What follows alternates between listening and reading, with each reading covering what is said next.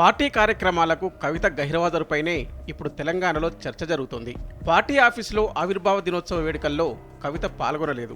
Party నుంచి ఆహ్వానం అందినా ఆమె దూరంగానే ఉన్నారు. కొన్ని రోజులుగా బీఆర్ఎస్కు దూరంగా ఉంటున్న కవిత సొంత జెండా అజెండాతోనే కార్యక్రమాలు చేపడుతున్నారు. జాగృతి ద్వారా సొంత అజెండాతో ముందుకెళ్తున్నారామె. అమెరికా నుంచి వచ్చిన తర్వాత ఇప్పటి వరకు పార్టీ ఆఫీస్కే వెళ్ళలేదు. జిల్లా పర్యటనల్లోనూ పార్టీ ఆఫీసుల్లో కవిత అడుగుపెట్టలేదు. పార్టీలో జరుగుతున్న పరిణామాలతో కొన్ని రోజులుగా అసంతృప్తిగా ఉన్న కవిత పార్టీ ముందు అనేక డిమాండ్లు ఉంచారు. తనపై ఎవరో కుట్ర చేస్తున్నారని, వాళ్ళెవరో తేల్చాలని డిమాండ్ చేసింది. ఈ పరిణామాల నేపథ్యంలో పార్టీకి దూరంగా ఉంటున్నారు ఎమ్మెల్సీ కవిత. లేఖ లీక్ సమయంలో అమెరికాలో ఉన్న కవిత అక్కడ నుంచి వచ్చిన తర్వాత పార్టీ ఆఫీసుకు వెళ్ళింది లేదు. జిల్లాలో పర్యటించినా అక్కడ పార్టీ ఆఫీస్కి వెళ్ళడం లేదు. గులాబీ నేతలను కూడా పెద్దగా కలిసింది లేదు.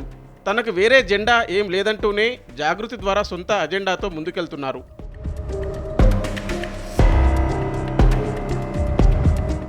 జూన్ 2న రాష్ట్ర ఆవిర్భావ దినోత్సవ వేడుకల్లోనూ కవిత పాల్గొనలేదు.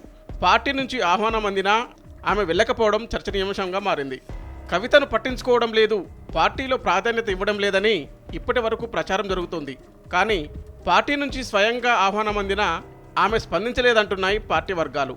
రాష్ట్ర ఆవిర్భావం లాంటి అత్యంత ముఖ్యమైన కార్యక్రమంలోనూ కవిత పాల్గొనకపోవడం చర్చనీయాంశంగా మారింది.